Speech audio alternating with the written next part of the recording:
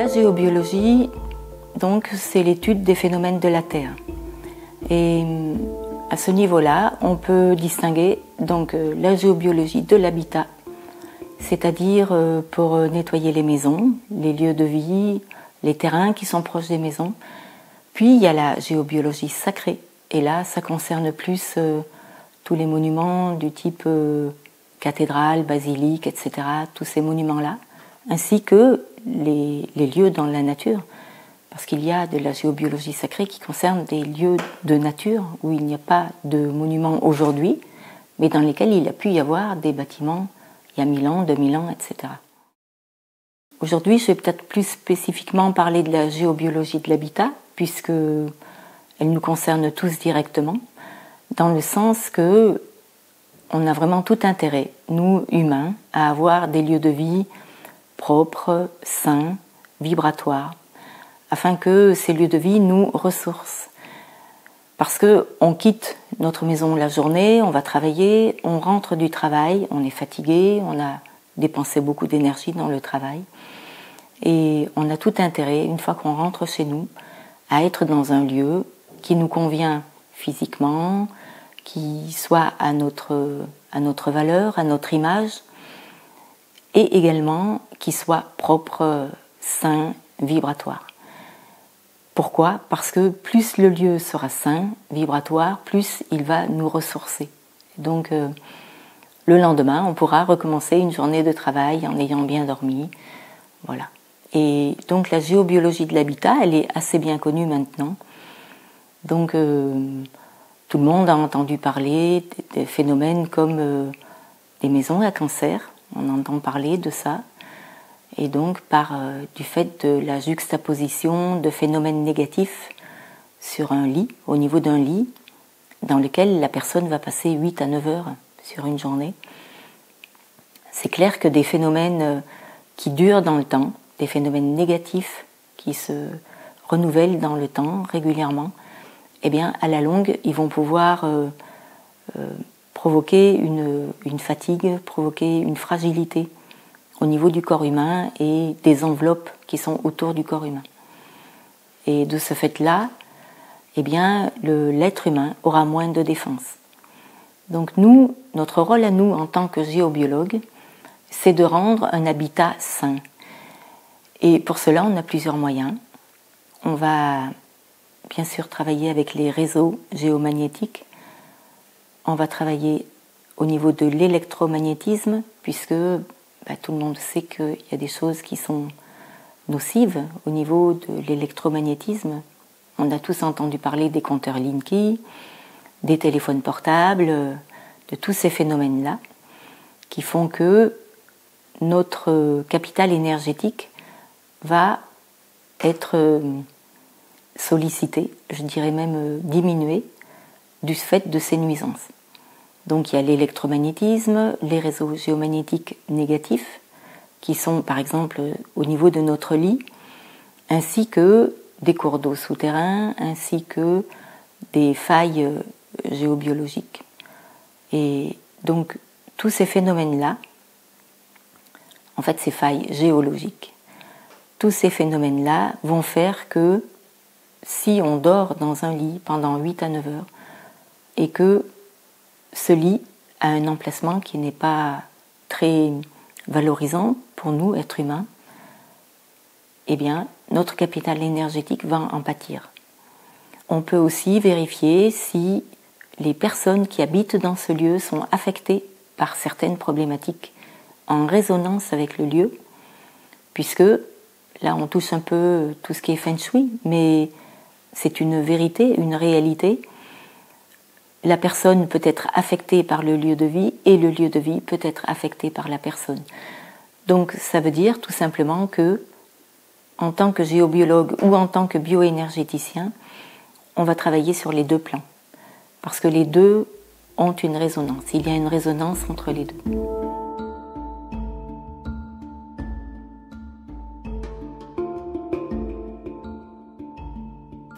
J'aime beaucoup la géobiologie. J'aime beaucoup le côté, je dirais, cartésien, proche des maths. Ce sont des mathématiques. puisque les réseaux se reproduisent, se manifestent sous une forme mathématique. Voilà, il y a une fractalité, une reproductibilité. Il y a des phénomènes comme ça qu'on retrouve régulièrement, à des distances déterminées, etc. Voilà, c'est quelque chose qui est assez plaisant. Moi, j'aime beaucoup. Et j'aime beaucoup aussi le côté concret de chercher un réseau, de chercher avec les mains, de trouver les phénomènes. Et même au niveau des failles, des cours d'eau souterrains, voilà. On peut vraiment chercher avec les mains, et c'est ça qu'on enseigne depuis 2014 maintenant, donc ça fait 6 ans. Ça va faire 6 ans, là, dans les semaines qui viennent, eh bien, que j'enseigne tout ça. Et donc, pour un stage de géobiologie de l'habitat niveau 1, on enseigne tout ça. On apprend aux personnes à chercher les réseaux, à chercher les failles souterraines, les courants d'eau souterrains, et les autres nuisances, bien sûr. Voilà, donc, on apprend tout ça pour que les personnes elles-mêmes puissent nettoyer leur lieu, travailler sur leur lieu, et après, éventuellement, devenir géobiologue. Là, c'est le choix de chacun. Chacun décide en fonction de ses aspirations, de ses pôles d'intérêt, etc. Voilà. Au niveau de la géobiologie, c'est clair que là, je parle uniquement du bâtiment, mais toutes ces manifestations ont une répercussion sur le vivant. Là, je n'ai parlé que de l'humain, mais évidemment, un lieu de vie qui n'est pas correct, entre guillemets, eh bien, peut affecter le végétal, peut affecter l'animal. Et c'est pour ça que, parfois, il y a des éleveurs qui ont des bâtiments d'élevage qui vont pouvoir solliciter des géobiologues parce qu'ils observent qu'il y a des problématiques au niveau rentabilité de l'élevage ou au niveau des maladies, sur le bétail, etc. Au niveau du végétal, on a la même chose. On a tous observé des arbres qui ont une croissance normale et puis qui d'un coup partent sur le côté, d'un côté, de l'autre, de façon inexpliquée. Et voilà, tout ça, ça se justifie, ça s'explique de par le fait qu'il peut y avoir un réseau négatif assez puissant au pied de l'arbre. Et l'arbre va essayer de fuir cette problématique et de ce fait, il va développer une croissance à l'opposé de la problématique. Voilà, ça ce sont des choses qu'on rencontre assez souvent. Et ou sinon, dans des haies, tout le monde a pu déjà observer sur une haie, il y a une haie de petits arbustes, et il se trouve que en plein milieu de la haie, de façon inexpliquée, eh bien, il y a 1 ou 2 arbustes qui sont morts parce qu'ils sont tout secs, ils ne se développent pas, alors que tous les autres sont en pleine croissance. Eh bien ça peut justifier qu'il y a un réseau négatif d'un niveau assez élevé sûrement pour que ça provoque une telle nuisance. Voilà. Donc c'est avec ça qu'on peut mesurer à quel point les phénomènes géobiologiques peuvent avoir un impact, une incidence assez importante.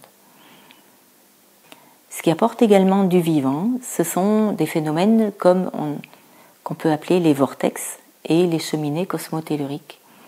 Donc là c'est pareil, les cheminées cosmotelluriques, il y en a des positives, des négatives.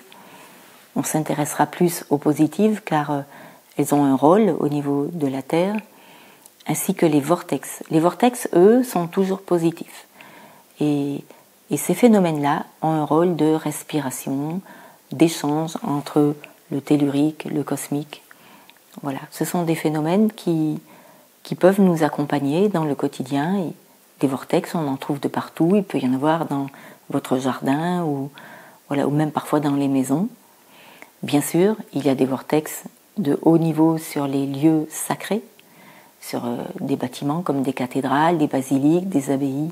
Là, on va trouver des cheminées cosmotelluriques positives, on va trouver des vortex de haut niveau, ainsi que des réseaux de haut niveau, parce que tout ça, ça fait partie d'une science qu'on appelle la géobiologie sacrée, une science qui a été un peu perdue dans les dernières centaines d'années, mais qui était très très connue au moment du Moyen-Âge, au moment de la construction au XIe siècle, XIIe siècle, au moment de la construction des diverses cathédrales, etc.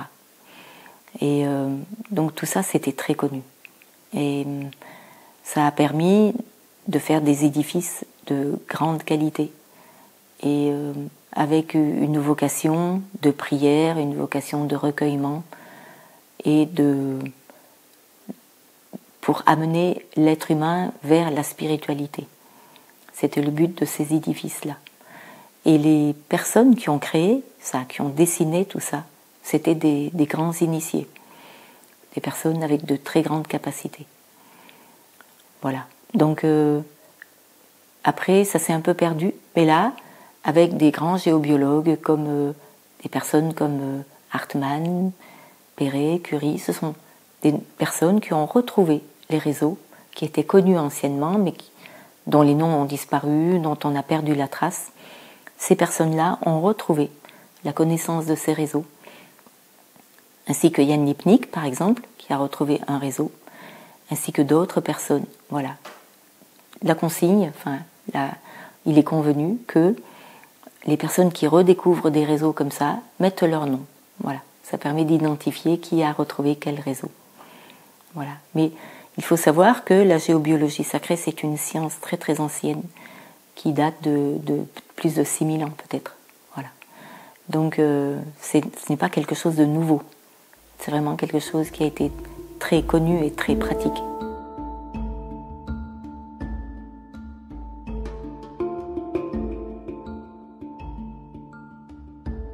Alors en fait, dans une expertise en géobiologie, pour nous en tant que géobiologues, eh bien, on va pouvoir vraiment mettre en relief, quand on fait une expertise sur place, chez la personne, on va pouvoir mettre en relief tous les points positifs. Par exemple, sur le canapé, s'il y a un réseau positif qui passe sur le canapé, et c'est bienvenu. Parce que la personne rentre du travail, vient se mettre sur le canapé, peut lire son journal, boire son apéritif, et là, elle va être dans un bon état, elle va être dans un bon état vibratoire, puisque il y aura un phénomène positif au niveau du canapé. Les phénomènes positifs sont aussi intéressants pour le vivant, donc s'il y a un réseau positif qui passe dans le salon, on peut mettre une plante sur le réseau positif. Et parfois, vous pouvez observer qu'il y a des plantes qui, par hasard, poussent magnifiquement bien dans une maison. Et ça, c'est tout simplement qu'elle est bien placée. De la même façon, pour ce qui est des réseaux positifs, il faut savoir que, par exemple, les abeilles adorent les réseaux Perret. C'est un réseau qui active le chakra du cœur et que les abeilles aiment beaucoup. Et l'idéal pour les apiculteurs, c'est de se faire aider par un géobiologue pour qu'ils puissent placer leur rucher sur un réseau Perret. Parce que le réseau Perret donc, va activer le chakra du cœur des abeilles. Je veux dire par là, je ne sais pas si elles ont un chakra du cœur, mais en tout cas, elles sentent qu'il y a une belle résonance au niveau du réseau Perret. Et de ce fait-là, ça va stimuler leur immunité, ça va stimuler toute la ruche, toute la colonie complète, et de ce fait-là, beaucoup moins de sensibilité à des problématiques comme le varroa, comme d'autres problématiques que je ne connais pas forcément. Et du coup, une meilleure production, une meilleure rentabilité, si c'est le mot qu'on peut utiliser. Voilà. Et en tout cas, un meilleur état de santé, une meilleure santé au niveau de la colonie. Donc voilà, ça c'est un conseil pour les apiculteurs. J'avais parlé des bâtiments d'élevage, mais bien sûr il y a aussi les abeilles. Et ça c'est quelque chose qui a été prouvé, que le fait qu'elles soient placées sur un réseau Perret, elles vont être en meilleure santé. Et produire un miel encore plus vibratoire. Parce que la ruche va être encore plus vibratoire sur le réseau Perret, plutôt que sur un phénomène neutre ou négatif, légèrement négatif, ou voilà. Elles seront bien mieux sur un réseau positif. Ce qu'il faut savoir, c'est que nous sommes dans un espace, nous habitons sur la Terre, et que, voilà, nous sommes là dans l'instant T, mais on ignore ce qui s'est passé il y a 300 ans, il y a 1000 ans, il y a 3000 ans. On ignore complètement. Par contre, les phénomènes, ils étaient déjà là en place. Les réseaux étaient déjà là en place. Tous les phénomènes majeurs étaient déjà là en place. Et il se peut qu'il y ait eu des événements qu'on ne maîtrise pas. Il y a pu y avoir une guerre sur le lieu, il y a pu y avoir un cimetière qu'on ne voit plus aujourd'hui, mais qui a encore une vibration sur le lieu. Il peut y avoir des phénomènes comme ça. Et c'est pour ça que je me permettrai de conseiller, tout simplement, que si vous avez des doutes sur votre lieu de vie, si vous avez des doutes sur comment aider votre élevage, comment conduire votre élevage de la meilleure façon pour qu'il soit le plus productif, mais c'est surtout en termes de santé, pour que les animaux soient de la meilleure santé possible, pour que les végétaux, les arbres, le potager soient dans la meilleure santé possible également, et qu'il y ait une bonne croissance et un bon développement. Eh bien là, bien sûr, vous pouvez contacter des géobiologues. Là, ils pourront tous vous aider, parce que c'est vraiment de leur ressort de neutraliser. On utilise le terme de neutraliser pour des phénomènes négatifs ou non désirables, on va dire. Et par contre, mettre en valeur des phénomènes positifs, comme voilà, un réseau positif, mettre une plante sur un réseau positif, ou faire en sorte que la balancelle sur la terrasse soit sur un réseau positif. Voilà. Il y a des petites choses comme ça dont on peut tenir compte. Et même, par exemple, vous habitez dans le sud, vous avez l'habitude de prendre le repas à l'extérieur, vous pouvez faire en sorte que la table soit placée sur un lieu positif. Voilà.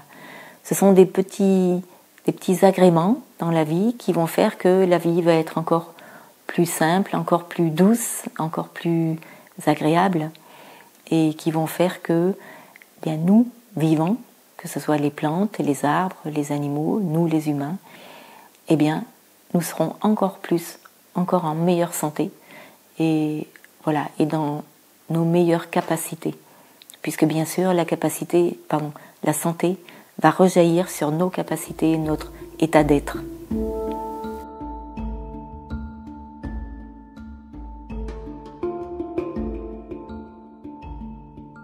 Les expertises, on peut les faire à distance. Donc nous, en tant que géobiologue, on va être dans notre salle de soins, d'accord ? Pour cela, on demande l'adresse exacte, on demande les noms des occupants, nom, prénom, date de naissance. On demande l'adresse exacte. On peut aller sur Google Earth ou sur Géoportail pour voir où est placée la maison, comment est l'environnement de la maison, parce que bien évidemment, l'environnement proche va avoir une incidence. Si la maison se trouve près d'un cimetière, ou si elle se trouve en pleine campagne, ou si elle se trouve en plein centre-ville, tout ça, ça va avoir des incidences différentes dont il faut tenir compte. Pour ce qui est de la durée d'une expertise, donc quand elle est à distance, une expertise à distance, ça va durer 1h30, 2 heures. Une expertise sur place, ça va durer peut-être un peu plus longtemps. Parce que, d'abord tout simplement parce qu'il y a un temps donné à l'occupant qui est là, qui nous accueille, qui a envie de comprendre, qui a envie qu'on lui explique un petit peu. Donc on va prendre forcément un peu de temps pour montrer, voilà, pour faire comprendre comment on travaille, pour faire le tour de la maison, du potager, etc. Pour voir les demandes, les attentes du client.